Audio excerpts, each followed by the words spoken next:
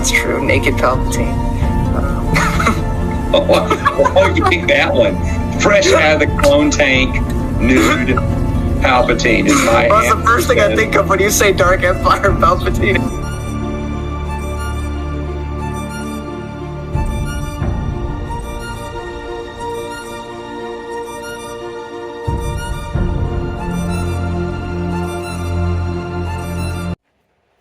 Hello everybody, if you can hear that, that's a heater. Apologies. Welcome to a brand new series because, look, I'm going to continue doing it, but I am getting, I guess I'm getting a little tired of Conan. Not to say I'm not enjoying it, because I do enjoy those stories. I think I really enjoy Robert E. Howard's prose,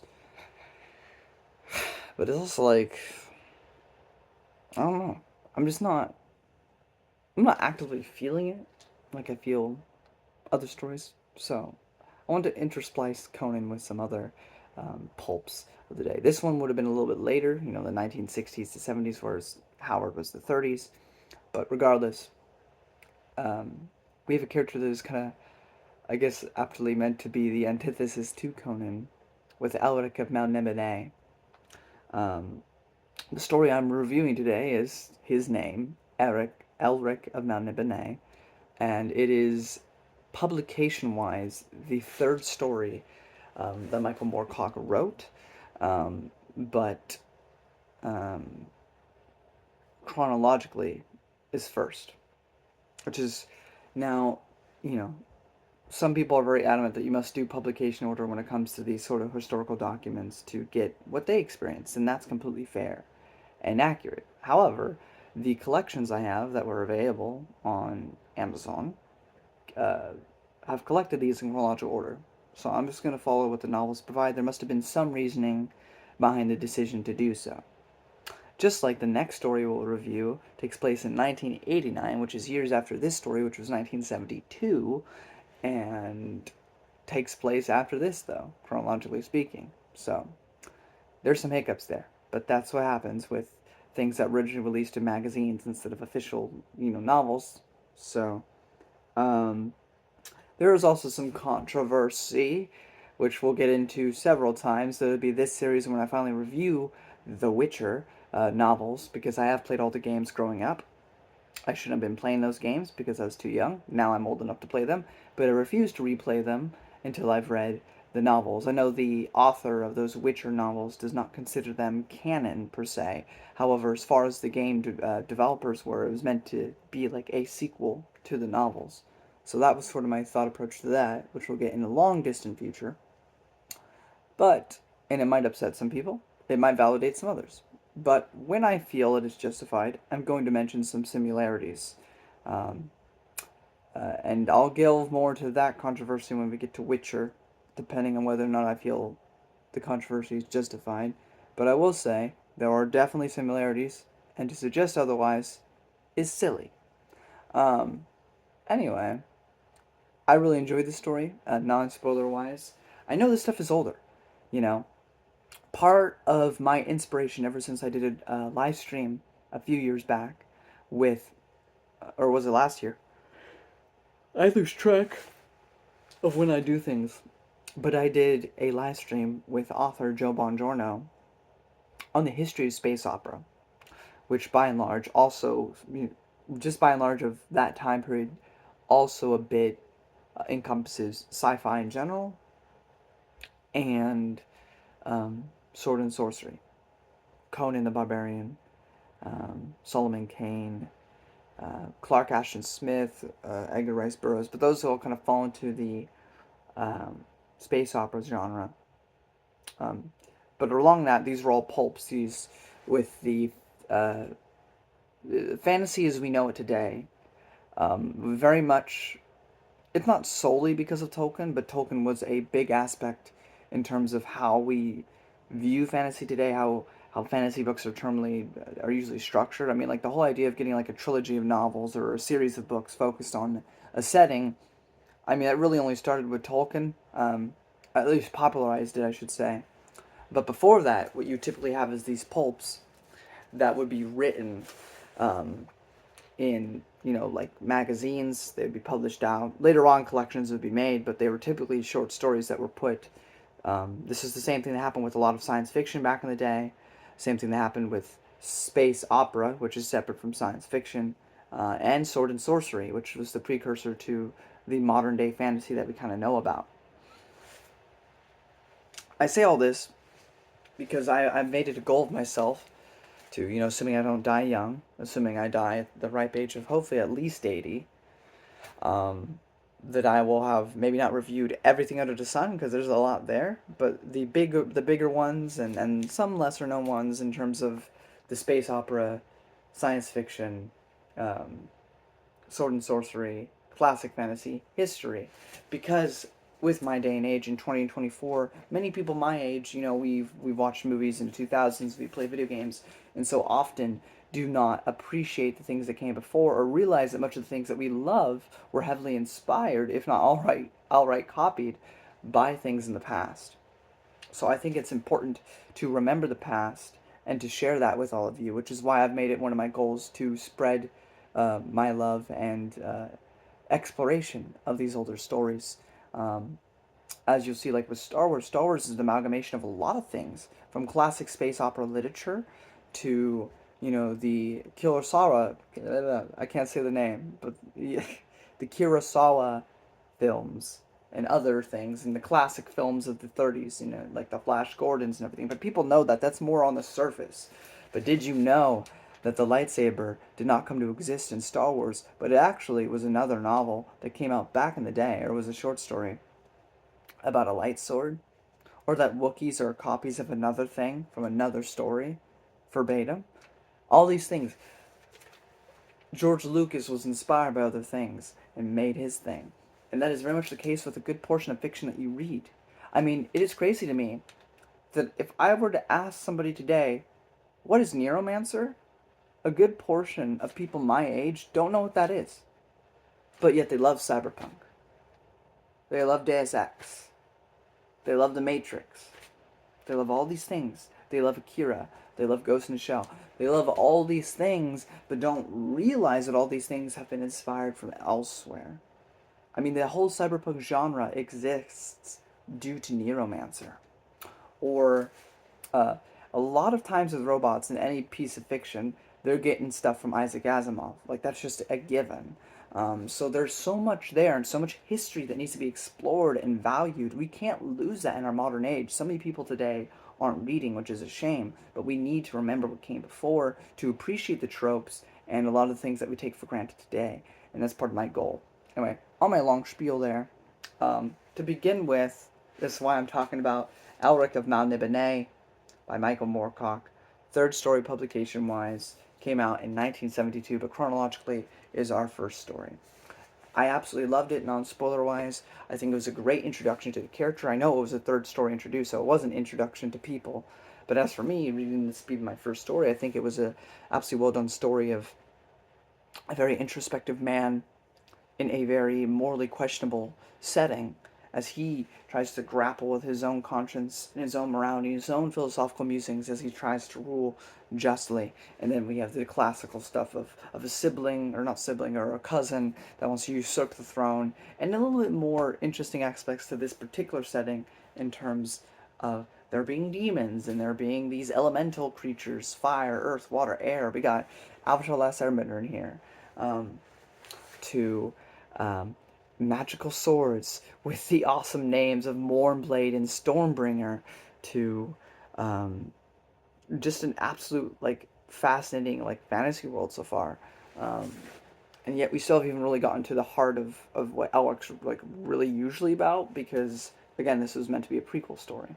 That being said, it's an absolute brilliant introduction to the character and to the world of Elric, and I thought it was really solid, and I absolutely would recommend that collection that collects, there's a 3-issue collection. They're all each about 700 pages with 3 different stories in each, I think, and I think it's an absolute brilliant way to go about it.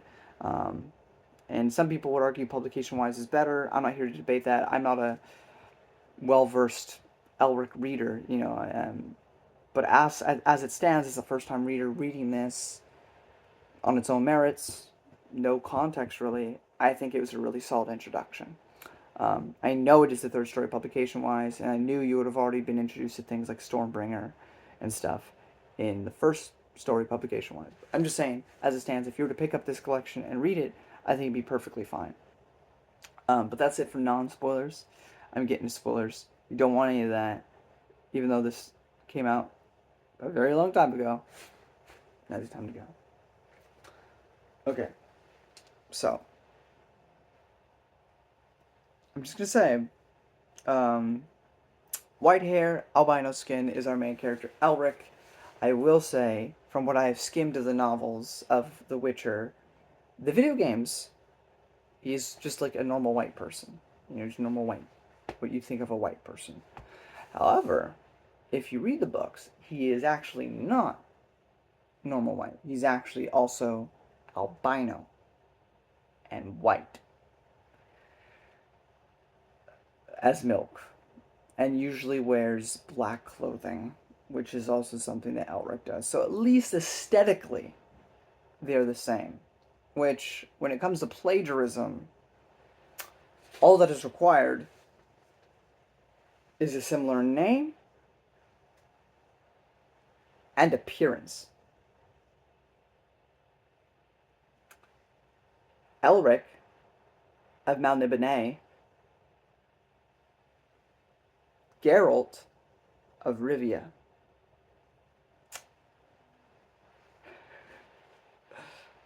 Yeah. There were comics back in the 90s that came out. There were I don't know the guy's name. I don't care enough about comics. But he basically had a character that was very much like Captain America. Similar name, similar aesthetic, but it wasn't Captain America.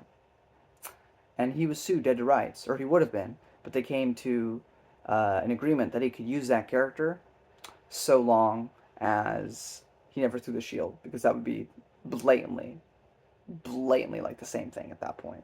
So the shield was never allowed to be thrown. And that's how the character was allowed to exist. Obviously, not very popular. No one talks about that character. I can't remember their name. But in that instance, all that was required to get him in trouble was a similar name, because it wasn't the exact same name, and a similar appearance. Didn't require anything else. Didn't require the story to be the same. Didn't require the plot to be the same. Didn't require the character motivations or actions to be the same.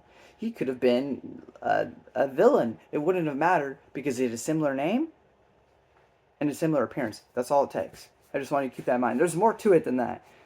But that is all that's required for plagiarism. Now, the difference between the fine line between plagiarism and homage is citation.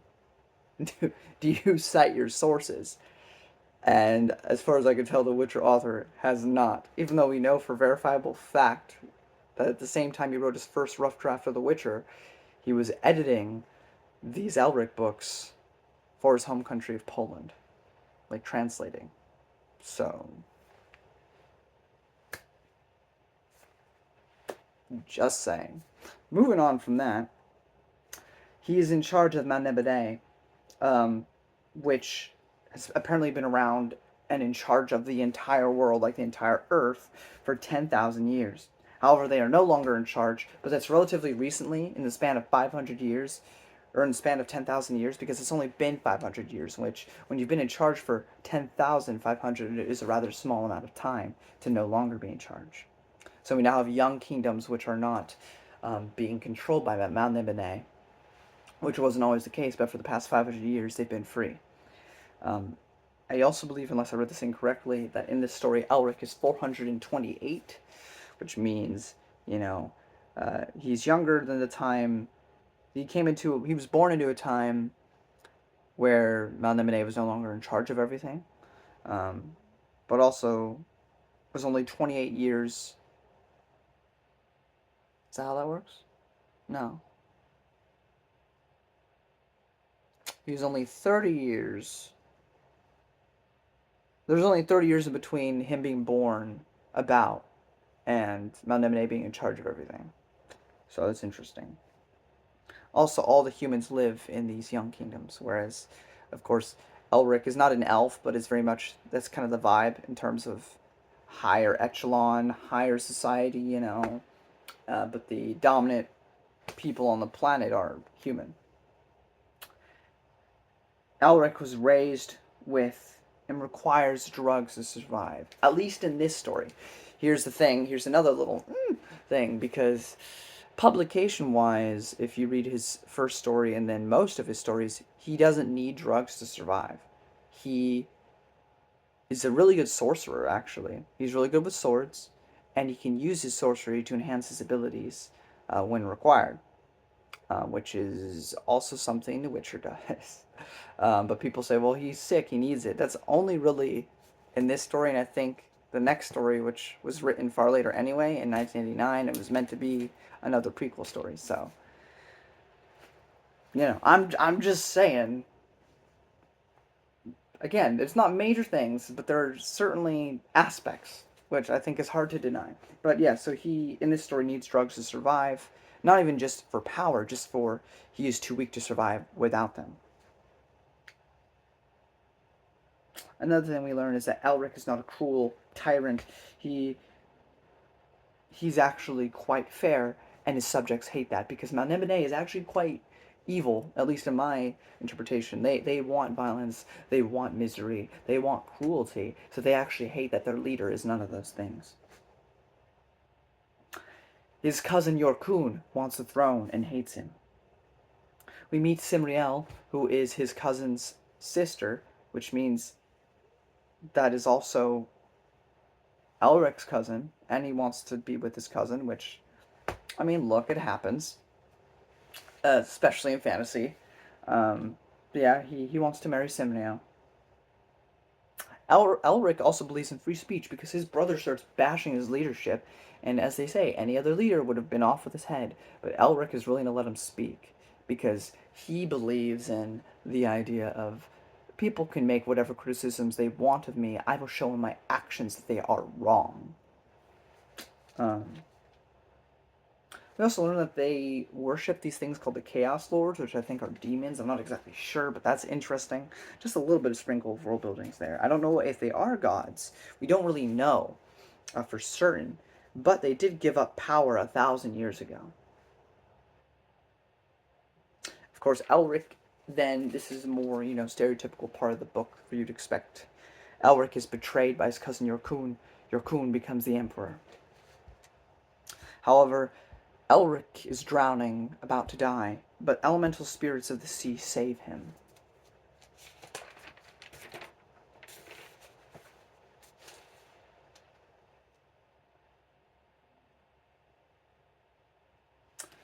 When Elric returns, he starts enacting cruelty, as his followers want. When it comes to, there was an attack by these humans, and he allows them to be tortured for information, which typically he doesn't like, and he still regrets it even still, but he is certainly not a completely morally righteous character. He is willing at times, for the benefit of his people, and because he feels like that's what's expected of him, to give in to those evil ways. Yorkun is imprisoned, but then escapes. Elric prays to some demon called Eriok, who's a patron of demons of his ancestors. There's a magic mirror, which Yorkun is using, which makes people forget who he is. Also, what I thought was cool about this story, even though it was in 1972, was this side character, Devim, who's, you know, kind of just like, I don't know, helps Elric around. But they flesh him out a bit and give him a bit of personality and life, which I thought was really cool. He asks Elric to think of his children as he goes on this revenge quest because, you know, Devim, he's devoted to his emperor, but he also wants to go home to his kids. And, you know, by putting us in danger, you're also making it a chance that I won't be able to see my kids. I really thought he was going to die in this story. He ends up not, but, you know. We also meet another elemental spirit of the earth called King Grom, who I guess can make, like, earthquakes and stuff happen. I imagine a Garuda from Zelda, for any of you who understand that reference. But it was a fun little character. It kind of fleshes out the world a bit. Also, your coon, while being this evil guy for a bit, just drugs his own sister. So, F you. Um, and then the big epic clash between Yorkun and Elric, as Elric takes control of Stormbringer, and Yorkun holds Mornblade, and they clash. Now, the thing about Stormbringer is it very much has its own will. It is like a dog, a rabid dog that wants to eat flesh. It wants the blood and souls of people, but especially innocents. We don't know that yet, but I do know, based on my general understanding of Elric, that that is something that is the case. However, by the end of the story, it is assumed by Elric that he has actually mastered the sword and made it his slave instead of his master, and so he spares Yurkun's life instead of listening to Blade, which wishes to get the blood of Yurkun, and so spares him. And he feels like, oh my gosh, yes, Yurkun now fears me. I'm now and I've spared him, so I've kept my morals, and my will is stronger than this blade. So he's feeling pretty high right now on being pretty great. And then there's a question of determinism, and whether anything could have been changed with the way things have gone so far, or if everything had to happen this way. But there's also this weird like pocket dimension that he goes exploring to find Yorkun. It's a bit interesting in terms of what that could possibly mean. But what's also even more interesting is I think this may be the first fantasy thing I've ever read which explicitly mentions that the world that they're living on is a planet and that there's a solar system, because they speculate whether they're on another planet or whether they're on another moon or something or another universe or something. They don't know, but it is interesting. It's the most, I guess, sci-fi or something that I've ever heard in fantasy, so that was cool.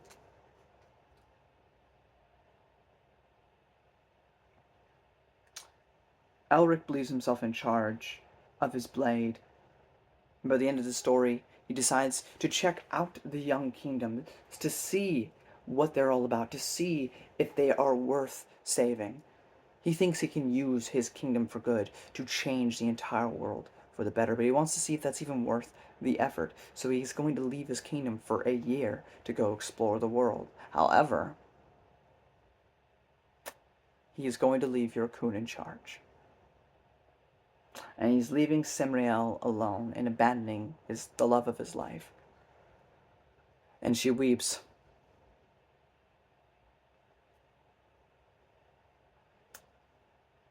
And, well, we have to wait for the first publication story ever to find out what happens. It won't end peacefully, we'll say that. But that's pretty much it for the first story, chronologically speaking, of Elric of Melnibone, and it was absolutely fantastic. I would recommend this to anyone today. I think it is really solid. I think, again, I'm not saying it's a one-to-one, but there's certainly similarities to Witcher you could formulate, and if you like Witcher, you might get something out of this too. Though I would say, if anything, from what I know of Solomon Kane, that Elric is a mix of, that Witcher is a mixture of Solomon Kane and Elric, because Elric, or Solomon Kane, as far as I'm aware, slays monsters and stuff. But anyway, that's pretty much it for this first video. We will go through all the stories eventually in due time, along with Conan and Edgar Rice Burroughs and a whole bunch of classic things. Hopefully I got a long life to get through it with you all. But I hope that I've inspired some to read it, because I think it's worth your time. You know, it is sad that we may never get an Elric adaptation. I believe a few years back there was talks of an Amazon Elric show, but it was cut down because of the similarities to The Witcher. Ain't that a bit ironic and sad? But even if you never get a TV show, which, let's be honest, might be ruined anyway. Hear about Wheel Time? Haven't watched it, but I haven't heard great things about it. But regardless, even if I wanted to watch the show, I'm gonna read the books first. So, you know, maybe it's for the best. But at the same time, that just means more of the modern audience that doesn't like to read will never know about this character, who is actually pretty solid. But I think if you're willing to invest the time, and I mean, these are short. These are short. I finished this in like an afternoon, you know, like it takes a couple hours to finish. Like, it's not the investment that Malazan is, or even the Wheel of Time. Or even The Lord of the Rings. Like, sure, The Lord of the Rings is only 3 books, but they're also a lot more pages. As opposed to this, where if you just want to read one story a day, you could, and it'll only take like 2 hours out of your day. I mean, like, they're short stories. Like, they're not super long. So, but it's all ultimately up to you. But if you're trying to get back into reading, this actually might be a solid place for you, just because they are short, and you don't have to invest so much time into it. But I hope with this channel I can get more people to read in general, and get more people to read some of the classics, so that we can appreciate more of the stuff that comes now, and appreciate how things have evolved and grown, or maybe lessened, you know, all about those nuances and perspectives. But honor to do it, and honor that some of you are watching. And next time I see you, it'll be with The Fortress of the Pearl, which we're jumping from 1972 to 1989 with that story. But chronologically is next. So I'll see you in that story. Until then, I don't know. Stay safe in Melnibone. And maybe we don't live in Melnibone. Here, we'll make it be inspiring. But we live in the real world, which we could argue is equally as evil and unjust. So let's all try to be Elric, at least in this story. He may be not a good example in others, but let's try to show kindness toward our fellow man and woman, and make the world better, one person at a time. Because most of us can't change the world, just the truth. But we can change our little corner, our little slice of pie. While that may make things better in the infinite sense, we can at least make our time here better. Yeah, that's solid, I think. Till next time. Bye-bye.